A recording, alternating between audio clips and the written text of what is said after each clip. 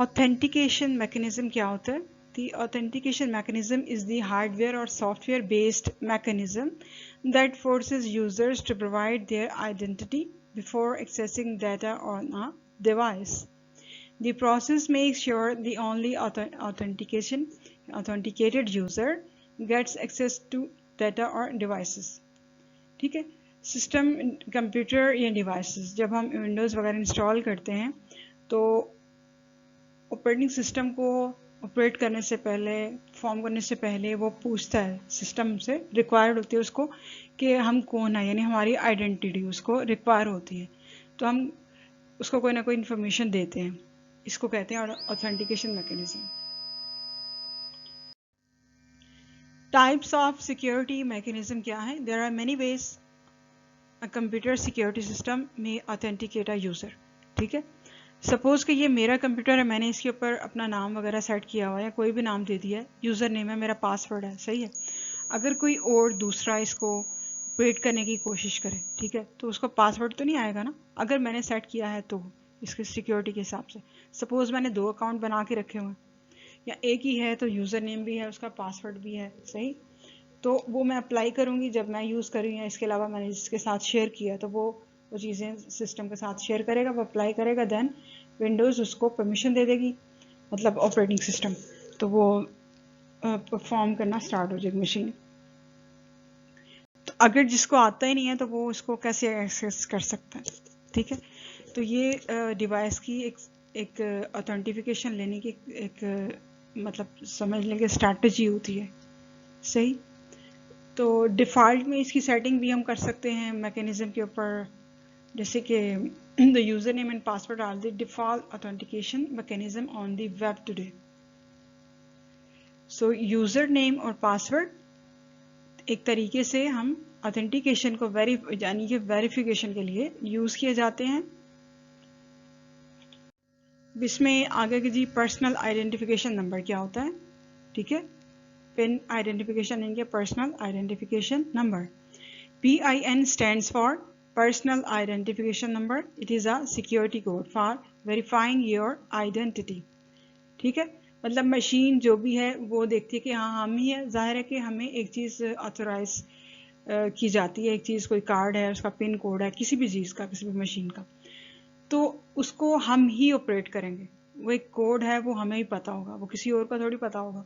अगर कोई और ऑपरेट करेगा तो वो रॉन्ग कोड लगा देगा। हाँ, अगर उसको हमने पिन कोड दे दिया तब वही कोड अप्लाई करते हुए वो यूज़ कर सकता है उस सोर्स को। तो हम वही कोड जब हम पर्सनली यूज़ करते हैं तो वो पिन कोड हम अप्लाई करते हैं, तब उस मशीन को पता चल जाता है हाँ इसी पर्सन को अथॉरिटी है तो ये वो यूज़ कर सकता है। Similar to a password, your PIN should be kept secret. तो पासवर्ड की तरह पिन कोड को भी हमें सीक्रेट रखना चाहिए, because it allows access to important services such as financial transactions and confidential emails. ठीक है, हमने पैसे वगैरह की जो ट्रांसफ़र करने होते हैं, उसकी ट्रांजैक्शन करनी होती है, वो भी इसके थ्रू होती है। फिर कुछ important sensitive information based emails वगैरह, ठीक है, वो भी इसके थ्रू होती है, इसलिए पिन कोड को भी सिक्योर रखने की ज़रूरत होती है, जैसे पासवर्ड्स को हम सीक्रेट रखते हैं। The PIN provides security when a credit or debit card is lost or stolen because the PIN must be known before making money withdrawal or transfer.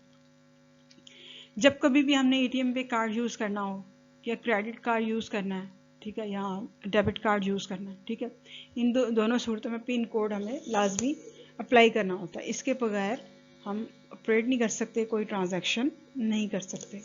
सो जो पर्सनल आइडेंटिफिकेशन नंबर है उसको आप बिल्कुल secure रखें, किसी से भी शेयर नहीं करें। फिर नेक्स्ट है कि बायोमेट्रिक वेरिफिकेशन। बायोमेट्रिक वेरिफिकेशन क्या होती है?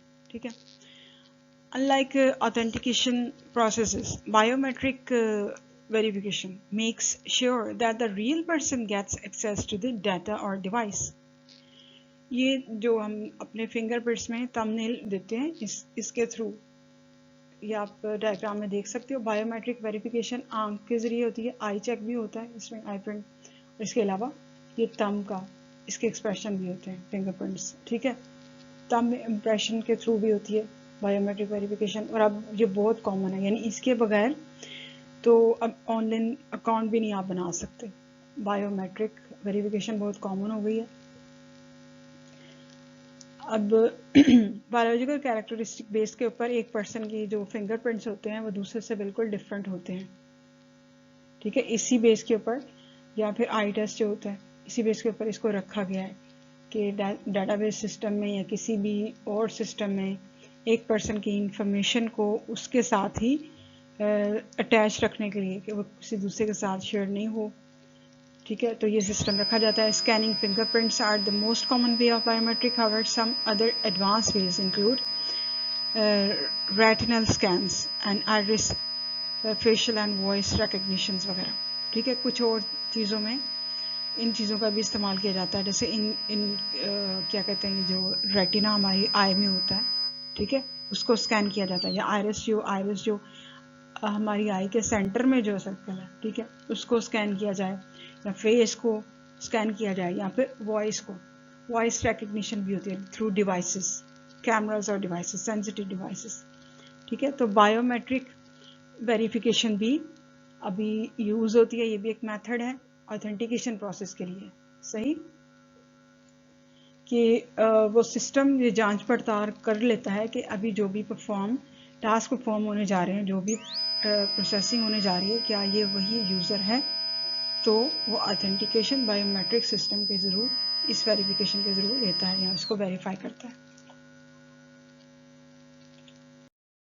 Thank you for listening.